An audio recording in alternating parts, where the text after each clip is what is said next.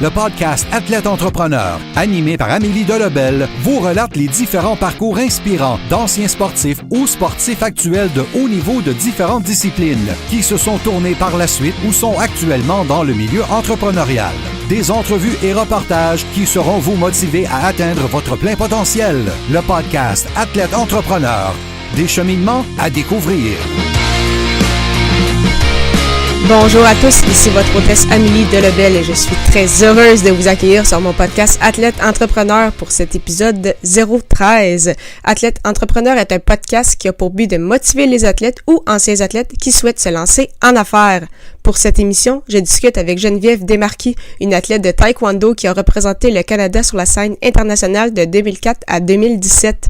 En 2015, Geneviève a lancé son entreprise Desmarquis en mode athlète, qui a pour mission de proposer des stratégies et offrir les outils nécessaires aux sportifs, athlètes et travailleurs désirant améliorer leur performance tout en préservant un bien-être optimal. Je vous laisse maintenant à cette entrevue forte, enrichissante. Bonne écoute! Alors, je suis présentement avec mon invité du jour, Geneviève Desmarquis, qui a fait du taekwondo pendant pratiquement toute sa vie, représentant entre autres le Canada pendant une dizaine d'années sur la scène internationale. Elle a également lancé son entreprise Desmarquis en mode athlète, alors qu'elle était encore justement athlète en taekwondo. Alors, sans plus attendre, salut Geneviève, comment ça va? Bonjour, ça va bien et toi? Oui, ça va très bien, merci beaucoup. Alors, première question, est-ce que tu pourrais nous expliquer pourquoi tu as décidé de faire du taekwondo et par la suite, dans le fond, le parcours que tu as eu dans ce sport? Oui, en fait, c'est à mon enfance, mes frères et sœurs, moi je suis la dernière de 4 enfants. Donc moi, le taekwondo, j'ai découvert via ma famille et j'avais très hâte de commencer parce que, tu sais, en tant que dernière, ben, tu veux beaucoup suivre les traces de tes plus grands frères et sœurs. Donc, moi, je les voyais partir avec leur habit, puis je trouvais ça donc bien hot, puis j'allais voir leurs cours et tout ça. Fait que moi, j'ai eu très hâte de commencer à faire du taekwondo pour suivre mes frères et sœurs. Puis, je pense que j'avais déjà quand même une certaine, dans mon ADN, probablement, là, une certaine intensité aussi, parce que c'est assez intense comme sport. Donc, j'étais très athlétique quand même, je pense, assez jeune. J'aimais faire des courses à l'école, j'aimais l'éducation physique. Donc, c'est avec beaucoup de plaisir que j'ai commencé le taekwondo. Puis, j'avais un entraîneur qui était triple champion du monde, c'est quelqu'un qui était très reconnu dans le taekwondo. Fait que c'est cette personne-là qui m'a donné, je pense, la piqûre de la compétition. Fait que j'ai rapidement fait une première compétition à 8 ans. Fait que, tu sais, j'ai commencé à 6, à 8, j'étais dans le milieu de la compétition. Donc, je pense que c'était dans mon ADN là, de me challenger puis de travailler fort pour des objectifs sportifs. Puis, donc, c'est ça. Fait que j'ai eu quelques années de compétition avec ma famille, que mes frères et sœurs aussi en faisaient. Mes parents nous amenaient un peu à travers le Québec. Puis, c'est en 2000, le taekwondo WTF est entré aux Olympiques. Je ne sais pas si tu te souviens, c'est quand même récent là, que le taekwondo WTF est rentré aux Olympiques. Mais moi, je fais l'autre style. Et là, à ce moment-là, ben moi, mon entraîneur de ce temps-là a vu l'opportunité quand même de développement olympien, donc il a décidé de changer. Fait que moi, j'ai fait ce changement-là avec lui. Mais pour me rendre compte quelques mois plus tard que finalement, c'était peut-être pas autant... c'est vraiment différent, dans le fond. Là, puis j'avais seulement 12 ans. Fait qu'encore... je pense que le chaos qu'il y avait maintenant dans le taekwondo WTF m'a un peu déstabilisée à l'âge de 12 ans. Ils ont le droit au chaos dans le WTF. C'est juste les pieds, dans le fond, dans le combat. Alors que nous, notre style, on fait aussi avec les mains, qui va ressembler un petit peu plus à du kickboxing, mais semi-contact, pas de chaos. Okay. Fait que la petite jeune fille de 12 ans, ça m'avait un peu brassée. Puis moi, j'aime beaucoup les formes, qui est une autre catégorie. En karaté, ils appellent ça les katas. C'est les chorégraphies là, de mouvements, de défense puis d'attaque, tout ça. Donc, c'est plus esthétique, c'est plus la partie art, là, justement, de cet art martial-là. Donc, c'est ça. Ça m'avait déstabilisée, puis j'ai décidé de changer de club à ce moment-là. Et j'ai continué avec un club à Loretteville qui avait la famille Tran. Tran Ryukwan, c'est quelqu'un qui a été reconnu quand même au Québec. Et c'est lui qui a amené le taekwondo au Québec. Donc, c'était une personne reconnue. Donc, je suis allée là où il était, dans le fond, son club là-bas. quelques années, dans le fond, d'ajustement parce que j'avais essayé un autre style. Fait que là, tu sais, j'avais été un petit peu déstabilisée pour la compétition. Mais j'aimais tellement, je pense, le taekwondo, le ITF, ma fédération à moi, que j'ai quand même continué, j'ai persévéré parce que j'avais vraiment des moins bons résultats en compétition et tout ça. Et là, ben, à l'âge de 16 ans, j'ai essayé une sélection nationale et j'ai été pris dans 3 catégories, puis aussi sur l'équipe, parce que dans le fond, on a des épreuves individuelles puis des épreuves par équipe. Donc là, ben, c'est carrément un autre univers qui s'est ouvert à moi. Puis ça, ben, ça a été le début, dans le fond, là, des compétitions internationales. J'ai mis beaucoup d'énergie là-dessus. Moi, je jouais au volley au secondaire. J'ai, à contre-cœur, arrêté de jouer au volleyball. Je me suis vraiment concentrée. Je faisais de la préparation physique, préparation mentale et tout ça. Et là, ben, ça a été des années très, très intenses parce que je suis quelqu'un de très intense et qui aussi aime l'entraînement physique. Tu sais, des fois, dans certains sports, les gens vont être passionnés de leur sport, mais c'est pas nécessairement leur tasse de thé de faire de l'entraînement physique et tout ça. Mais moi, c'est quelque chose qui me passionnait également. Donc, ça a été justement là, beaucoup, beaucoup d'entraînement et qui m'a mené, dans le fond, à un épuisement, là, à avoir aussi des blessures en lien avec mon taekwondo qui était beaucoup de contact à la tête, contact au corps, tout ça. Mais, tu sais, un surmenage là, parallèlement à ça, de l'endettement parce que c'était beaucoup à faire là, des compétitions mondiales à partir de cet âge-là. Fait que là, ça a été un petit peu de l'ajustement. En 2009, mettons, 5 ans plus tard, j'ai arrêté de faire du combat. J'avais trop mal dans le dos, j'avais des maux de tête à tous les jours. Donc là, tu sais, les choses se sont graduellement... des choses qui ont diminué. Puis, en 2011, je me suis rendue à l'évidence que là, tu sais, ça ne fonctionnait plus. Là. J'avais de la difficulté à étudier, la difficulté à aller travailler. Les douleurs étaient trop importantes, dans le fond, là, pour continuer. Puis, je pense qu'à ce moment-là, tu sais, moi, j'avais le rêve d'être championne du monde en taekwondo, mais j'ai aussi d'autres rêves. Puis, c'est au moment où j'ai senti que d'autres rêves étaient en jeu, c'est exemple, le rêve de devenir entraîneur, le rêve d'être une mère de famille. Quand j'ai senti que là, le rêve d'être une championne du monde de taekwondo pouvait affecter d'autres choses qui me tiennent à cœur, bien, j'ai fait, je pense que c'est assez. Tu sais, je pense qu'il faut que tu prennes un pas de recul. Mais j'étais assez jeune, tu sais, quand même. Puis toutes mes amies continuaient. Fait que ça a été vraiment difficile d'arrêter puis de faire autre chose que j'avais commencé à faire à 8 ans, tu sais, que c'est ça qui me bâtit, c'est ce qui a bâti mon estime, c'est ce qui a bâti ma confiance, c'est ce qui a créé mon identité un peu d'athlète et de sportive. Donc, ça a été ébranlant là, pour moi de me retirer de ce milieu-là, compte tenu aussi que je continuais de voir mes amis à aller encore à travers le monde. Donc, une période où j'étais à l'école, j'étais à l'université en intervention sportive. Donc, quand même, ça m'a gardé assez focus de dire OK, on se met en mode solution. Puis j'apprenais beaucoup de choses qui me permettaient de comprendre ce qui m'était arrivé, là, de tout ce surmenage-là et les blessures, etc. Donc, beaucoup de réflexion, d'années de réflexion. Je me suis entourée de plein de spécialistes, d'aller voir un masso sportif, physiothérapeute, un médecin sportif. J'ai essayé l'ostéopathie, l'acupuncture, la chiropratie. Je pense que je les ai toutes essayées. Puis dans le fond, c'était surtout, là, c'est ça, de venir comprendre au niveau plus scientifique qu'est-ce qui avait pu m'arriver, puis de regarder autour de moi, bon, c'est quoi les autres athlètes vont vivre dans d'autres sports et tout ça. Donc, j'ai mieux compris, finalement, qu'est-ce qui pouvait mener à ça. Donc, moi, en faisant un changement à la fois, bien, j'ai retrouvé tranquillement un quotidien plus agréable. C'est sûr que je pense que la douleur chronique se maintient pour moi, mais j'ai passé d'avoir des maux de tête à tous les jours à en avoir peut-être 1 ou 2 par semaine. Fait que, ça permet d'avoir un petit répit de temps en temps et être plus concentré. Et dans le fond, c'est ça, au fur et à mesure que moi, j'allais mieux, là, j'étais plus dans mon mode, là, je suis triste ou je suis fâchée du milieu de la performance, mais plutôt comment, finalement, tout ce que j'avais appris dans les dernières années, je me disais, crime, je pense que je peux aider quelqu'un avec ça. Je pense qu'il y a quelque chose à faire avec tout ça, l'expérience, les connaissances. Donc, j'ai commencé à faire la préparation physique, à faire du développement d'athlètes avec des sphères plus globales, pas juste se concentrer sur le physique, mais aussi, finalement, des méthodes de récupération, les habiletés mentales, la gestion de la vie aussi autour avec les études, l'aspect financier, tout ça. Fait que c'est ça. Puis, j'ai décidé de faire un test en 2014, essayer de faire une compétition mondiale pour tester si en faisant un autre type d'entraînement, plus sain pour le corps et l'esprit, on peut dire. Est-ce que c'est possible d'avoir des performances mondiales, d'avoir des résultats carrément, de dire est-ce qu'avec cet ajustement-là d'entraînement, on peut quand même gagner une médaille, tu sais? Fait que moi, je me suis un peu transformée en projet pilote moi-même, là, tu sais.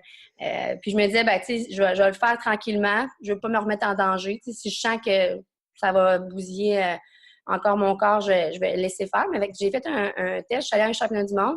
J'ai perdu au premier tour, 3-2.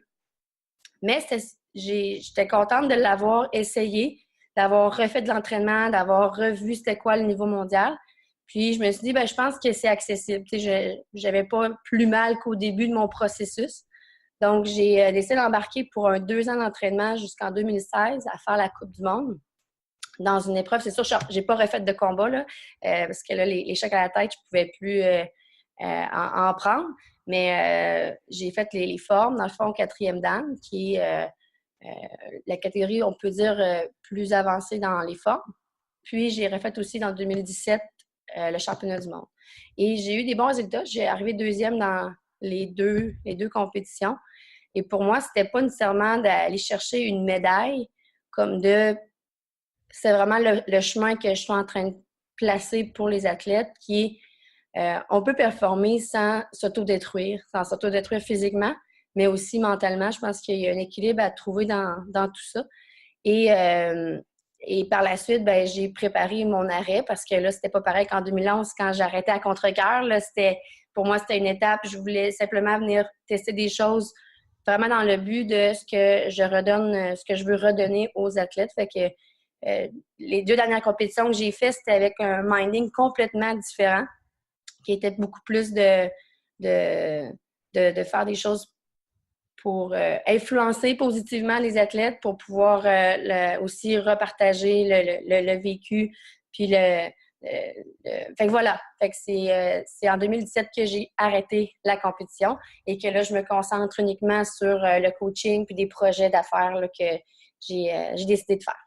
Okay, c'est ça. Donc, pour toi, c'est ça, à travers tous ces processus-là, comme là, quand tu as officiellement pris ta retraite en 2017, donc tu étais prête à ça. Donc, c'est justement aller vers le marché du travail, ça n'a pas été aussi difficile. Est-ce que parfois, quand même, est-ce que tu t'ennuies de la compétition ou vraiment tu es en paix à ce niveau-là? Je pense que quand c'est dans notre ADN, on va s'en ennuyer toute notre vie. Je suis encore dans le milieu parce que je coach. Puis, tu sais, la petite, il y a quelque chose qui se passe en moi, là, tu sais, de dire, j'aimerais ça revivre ça. Mais pas dans un état négatif ou triste, là, tu sais, c'est vraiment juste que c'est vraiment particulier comme expérience. Fait que je pense que ça va toujours nous manquer. Ça va toujours me manquer. Mais en même temps, je pense que c'est aussi en étant quand même dans le milieu, en étant coach, qu'il y a plein de choses de tout ça que j'aimais peut continuer. C'est-à-dire, tu sais, tout le réseau social. Moi, j'ai développé des amis, soit ici à Québec, qui est comme une famille, puis aussi des amis à l'étranger.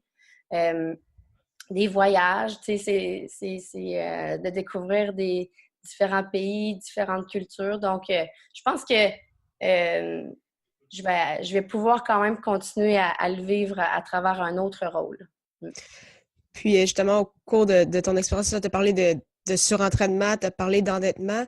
Est-ce que c'est quand même des aspects qui touchent beaucoup plus d'athlètes qu'on pense? Et si oui, est-ce qu'il y a justement des solutions? Est-ce qu'il y a des ressources vers lesquelles les athlètes de différentes disciplines, je veux dire là, on parle de taekwondo, mais également des autres sports, est-ce que Oui. c'est ça, ces athlètes-là peuvent se tourner vers des ressources? Là, il y a toi qui as décidé justement de te servir de cette expérience-là pour aider les autres, mais est-ce qu'il y a également d'autres types de ressources? Oui, c'est sûr que des fois, si je revois un peu mon parcours, c'est qu'il y a certaines ressources, des fois, qui sont pour avec des critères.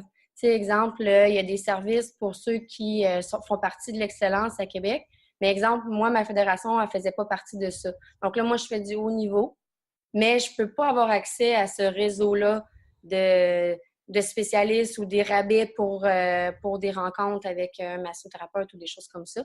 Donc, je pense qu'il y en a beaucoup d'aide. Moi, je pense qu'il y en a beaucoup. Puis, les gens sont de plus en plus conscients de ce facteur-là, de dire, bon, la ligne est où, tu sais, entre, oui, je fais du sport puis c'est positif pour la santé, mais qu'à un moment donné, quand c'est du surentraînement, c'est plus sain. Je pense que ça, c'est de plus en plus reconnu. On en parle plus. Il y a plus d'athlètes qui en parlent. Je pense que c'est pour ça que j'en parle. Parce que moi, des fois, ça devient un peu...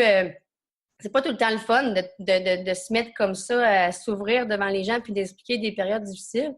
C'est pas quelque chose que je fais avec tant de plaisir, là. Tu sais, c'est douloureux, c'est humiliant. Tu sais, des fois, il y a des choses que tu as de la misère à accepter que tu as eu à vivre. Mais en même temps, je pense que c'est important parce que il y a beaucoup d'athlètes qui passent à travers des périodes, si on peut dire, plus de souffrance parce que c'est pas positif là, d'être dans le surentraînement ou dans l'endettement, la douleur chronique, des choses comme ça. Là. Donc voilà, je pense qu'il y a de plus en plus de personnes qui en parlent, il y a de plus en plus de services. Maintenant, c'est comme ça que moi je réfléchis aujourd'hui, c'est des services, mais nous, exemple dans le taekwondo ETF, on passe pareil à côté de la track. Donc, quelle sorte d'activités ou de ressources on pourrait aller chercher pour que, finalement, tous les athlètes de haut niveau aient accès à quelque chose. C'est un peu comme ça que maintenant je le vois. Parfait. Puis, justement, donc, tu as lancé ton entreprise en 2015, de ce que j'ai lu. Quels ont été tes plus gros défis? Parce que là, justement, tu étudiais en même temps, tu t'entraînais pour retour à la compétition. C'est ça, comment ça s'est passé, en fait, la création de cette entreprise-là? Oui. Je pense que le gros défi au début, c'est le temps. Parce que je l'ai parti à côté d'un travail à temps plein que je fais à l'école Transfusion, qui est une école spécialisée pour les 50 ans et plus, où on donne des cours de taekwondo, oui, mais aussi des cours d'entraînement physique, du cardio, des choses comme ça. Là. Et qu'après ça, on a démarré pour 50 ans et moins. Fait qu'on a tous les groupes d'âge. C'est un peu justement notre spécialité là-bas, c'est de le faire à différents groupes d'âge, d'adapter l'entraînement, à différents groupes d'âge. Donc, je pense que ça, c'était un de mes premiers défis, c'était le temps, c'est-à-dire, bon, j'avais un projet qui me tenait beaucoup à cœur. Je voulais mener ça, je voulais apporter ça sur la terre, mais tu sais, avec le défi, bon, tu sais, je veux pas non plus arrêter mon travail que j'aime beaucoup. Puis, donc, je pense que ça a été un premier point. Puis, un manque de ressources, ressources financières peut-être ou ressources, dire, bon, là, je fais ça toute seule. Fait que, tu sais, quand tu as à faire ton site web, à faire la communication, à faire le travail de fond, tu sais, dans le sens de carrément développer le programme. Tu sais, si je veux développer un programme pour athlète, je vais le monter. Mais là, il faut que je le présente. Mais là, tu sais, fait que, tu sais, je pense que tous les aspects d'entrepreneur là, qui étaient un défi. Puis, sortant de plusieurs années de compétition mondiale, mais j'avais pas nécessairement un montant à investir. Tu sais, dire, j'ai plié mon argent pendant 10 ans pour partir mon entreprise. Moi, c'était pas tout à fait ça. C'était plus l'espèce de feeling en dedans que j'ai vraiment quelque chose à apporter puis je veux commencer, je veux essayer de l'amener. Peut-être un autre défi aussi, c'est que moi, je pense que c'est écrit dans mon front taekwondo. Là. Fait que même si je dis que je fais la préparation physique pour tous les sports, que je fais un programme de développement d'athlète pour peu importe le sport, parce que c'est vraiment la gestion de la vie qui vient avec le fait de compétitionner. Fait que moi, c'est un des créneaux que je développe beaucoup. La prévention de blessures pour les gens qui vont avoir tendance à faire beaucoup de choses physiquement parce que je travaille aussi en entreprise, là, des gens qui travaillent physique. Donc, c'est un des défis pour moi avec cette compagnie, mon entreprise en démarquis, c'est de me dissocier de l'aspect taekwondo et plutôt qu'on voit que c'est un volet qui est de l'entraînement physique, du mieux-être, de la performance sportive, mais pas nécessairement du taekwondo. OK. Puis, pour les prochaines années, est-ce que tu as des objectifs précis justement en lien avec ton entreprise? Est-ce que tu as d'autres projets également en tête ou en cours de route? Ce qui est en cours de route, c'est le début du travail en entreprise. Dans le fond, j'ai eu une opportunité pour travailler avec des techniciens d'éoliennes. Puis, dans le fond, ce que je me suis rendu compte, c'est qu'il y avait des choses très similaires au contexte sportif. Dans le fond, dans le milieu de travail, ne veux pas, tu surmènes un peu ton corps ou tu fais des mouvements plus répétés que ce que ton corps pourrait normalement avoir besoin. Là. Donc, à quelque part, à un moment donné, c'est ça, que ce soit ton travail ou ton sport, moi, c'est quelque chose qui m'intéresse de trouver des stratégies pour que finalement tu puisses faire ce travail-là ou ce sport-là le plus longtemps possible sans avoir trop de conséquences négatives. Puis qu'à travers aussi les années, que ce ne soit pas complètement désagréable. Tu sais, de dire à chaque fois que tu finis ta journée de travail, t'as mal là, t'as mal là. Tu sais, c'est lourd, puis tu portes ça pendant plusieurs années. Fait que, tu sais, moi, c'est ça un peu que j'ai vécu dans mon sport. Fait que là, je me rends compte que finalement, c'est ce qui arrive aussi à plusieurs gens dans leur milieu de travail. Donc, je pense que c'est ça. De plus en plus, c'est le créneau que je veux développer. Donc, je vais m'ouvrir aussi au milieu des entreprises et non pas juste dans le milieu du sport. Mais et peut-être même, tu sais, je pense aussi des fois aller faire ma maîtrise ou d'aller plus loin, justement dans cette recherche-là de stratégies, ressources pour continuer de performer dans son travail avec le moins de conséquences négatives sur ton physique et ton mental. C'est parfait. Alors, avant de terminer l'entrevue, j'aimerais juste y aller pour des petites questions en rafale. Alors, la première, c'est quelle est la chose la plus importante que le sport t'a enseigné? Mon Dieu, beaucoup. C'est vraiment une question difficile. Beaucoup de choses, tu sais, la persévérance, bien entendu. Mais tu sais, je pense qu'avec, si je fais vraiment le résumé de tout, peut-être la résilience. Tu sais, dans ce que... on a de l'adversité dans la vie, de l'adversité qui vient challenger ton mental ou ton physique, comment tu composes avec ça. Puis de ne pas devenir une victime, mais de devenir un acteur principal qui reste solide, qui reste, je pense, justement avec le minding d'un sportif, je laisse pas tomber, je reste solide, je vois les solutions. Je pense que la résilience, c'est quelque chose qui a été important comme apprentissage dans mon parcours sportif. Ton plus beau souvenir sportif? Bien là, c'est une autre vraiment difficile. C'est vraiment difficile comme question. Parce qu'il y en a beaucoup. Je pense que ça fait partie un peu de moi d'aimer beaucoup de choses puis d'avoir de la difficulté à prioriser. Là. Moi, tu me dis qu'est-ce que tu préfères. C'est vraiment la question la plus difficile. Je pense qu'un moment fort, ça a été mon premier championnat du monde que j'ai gagné. Dans le fond, la première place. C'est que ça a été un moment assez important dans mon début de carrière de compétition internationale. Puis je pense que en 2006, j'ai amené ma mère avec moi. C'est la première fois qu'elle prenait l'avion. Ça a été un moment important aussi qu'elle soit avec moi pour cette compétition-là. Une autre fois, j'ai fait un championnat du monde avec ma sœur sur le tatami. Ça a été un moment fort aussi, dans le fond, d'être avec ma sœur pour cet événement-là. Puis sinon, il y en aurait plein d'autres, mais je pense que c'est ceux-là qui me viennent en tête. Parfait. Puis ma dernière question, c'est le meilleur conseil pour un ancien athlète ou un athlète actuel qui aimerait se lancer en affaires? D'être en mode athlète, d'utiliser ces ressources qu'on a développées comme sportif pour le milieu entrepreneurial. Je pense que comme sportif, on a tendance à être très analytique, d'analyser nos forces, nos faiblesses. Puis une fois qu'on sait, bon, mais c'est quoi mes faiblesses, on essaie de trouver les ressources pour pallier à ça. OK, quel spécialiste va pouvoir m'aider? Puis, les forces, d'essayer de les faire briller, de venir les renforcer, tout ça. Fait que je pense que comme entrepreneur, moi, je la vois un peu comme ça. J'ai des forces, j'ai des faiblesses. J'essaie d'aller trouver les outils pour avancer dans ce milieu-là. Fait que c'est vraiment, je pense, de finalement continuer dans le même sens que ce qu'on fait comme sportif, mais maintenant avec d'autres types de projets puis avec d'autres personnes. Bon, mais c'est parfait. Mais merci beaucoup encore une fois, Geneviève, pour ton temps. C'était vraiment très, très apprécié et très, très intéressant. Merci à toi. Ça fait plaisir.